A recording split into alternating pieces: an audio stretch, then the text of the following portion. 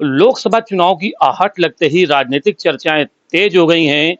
तो वहीं औद्योगिक नगरी कानपुर से प्रधानमंत्री नरेंद्र मोदी को चुनाव लड़ने का न्योता दिया गया है, या न्योता कहें या मांग। और ये मांग की है प्रदेश के भाजपा उपाध्यक्ष सलिल बिश्नोई जी ने। सलिल जी, ये मांग की, इसके पीछे क्या मंशा है, क्या उद्देश्य है आपका?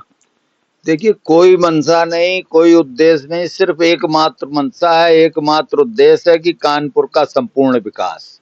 कानपुर उत्तर प्रदेश का सबसे बड़ा महानगर है। कानपुर इंडस्ट्रियल टाउन है। पहले इसको मैनचेस्टर ऑफ ईस्ट कहा जाता था, लेकिन इधर कांग्रेस की सरकारों में, सपा बसपा की सरकारों में कानपुर के औद्योगिक स्वरूप को समाप्त कर दिया गया।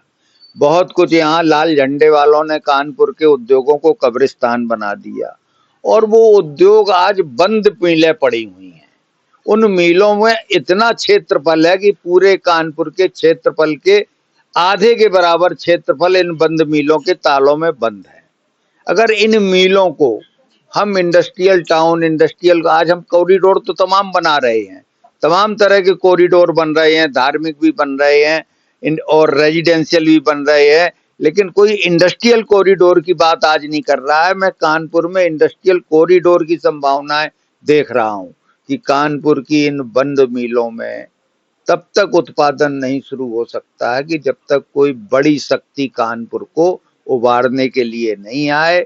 और आज देश के अंदर जो है वो मोदी जी की छवि एक ऐसी है कि मोदी जी जिस काम में हाथ लगा देते हैं वो काम सफल हो जाता है।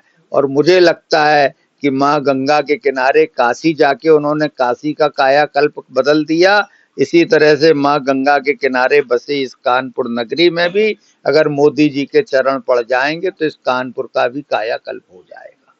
2014 में जब ये चुनाव हो रहे थे तो पहले एक बार चर्चा आई थी कि कानपुर से लड़ सकते हैं, लेकिन कहीं ना कहीं जोशी जी आ गए चुनाव लड़ने और मोदी जी बनारस चले गए। तो क्या लगता है इस मांग को लेकर आप दिल्ली भी जाएंगे, कि आगे कुछ प्रयास करेंगे? देखिए, हमने कल ऊर्जा मंत्री आर के सिंह जी से स्पष्ट रूप से कहा था कि हम नहीं, ये कानपुर के हर कार्यकर्ता की मांग है और आप इस मांग को हमारी दिल्ली के दरबार तक पहुंचा दीजिएगा। और उन्होंने इस पर सहमति भी जताई है, और वो मेरी इस बात से भी सहमत थे कि उन्होंने भी जो कानपुर को जितना घूमा है, देखा है, बंद मिलों के क्षेत्रफल को देखा है। मेरा कहना है कि कानपुर की जो मिलें थी पुरानी, कॉटन की, जूट की, स्टील की, वो मिलें अब नहीं चालू हो सकती हैं, लेकिन उन जमीलों की जमीनों का उपयोग हो सकता है। आज किसी एक फैक्ट्री में हम हौजरी का हब बना दें, किसी एक फैक्ट्री में हम फार्मास्यूटिकल का हब बना दें, किसी में हम एक लेदर का हब बना दें, किसी में हम रेडीमेड गारमेंट्स का मार्केट डेवलप कर दें, हम आईटी पार्क बना दें, तो कानपुर का औद्योगिक स्वरूप फिर से निखर सकता है। कानपुर एजुकेशन का भी बहुत बड़ा हब है। कानपुर में आईआईटी है, कानपुर में एचबीटीआई है, कानपुर में विकलांग टेक्निकल एजुकेशन है, कानपुर में जो है 4-4, 3-3 मेडिकल कॉलेज है, 15-20 इंजीनियरिंग कॉलेज हैं। कानपुर के अंदर सेंट्रल टेक्सटाइल इंस्टीट्यूट है। कानपुर में इतनी, और कानपुर कोटा के बाद सबसे बड़ी कोचिंग मंडी है। कानपुर में आज रोजगार की बहुत सख्त आवश्यकता है। कानपुर में इंडस्ट्रियल कॉरिडोर बना के उत्तर प्रदेश भर के नौजवानों को हम काम दे सकते हैं। कानपुर उद्योगपतियों का शहर है, कानपुर मजदूरों का शहर है, कानपुर सबसे ज्यादा टैक्स अदा करता है, लेकिन कानपुर की गंगा को कोई भी तारने वाला नहीं मिल रहा है।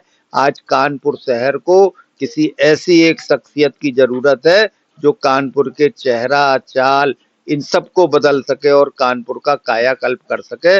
उसी के आधार पर मेरे दिल की ये मांग है, भारतीय जनता पार्टी के हजारों कार्यकर्ताओं की ये मांग है कि अगर आदरणीय मोदी जी कानपुर से चुनाव लड़ने आएंगे तो कानपुर का कायाकल्प काशी की तरह हो जाएगा।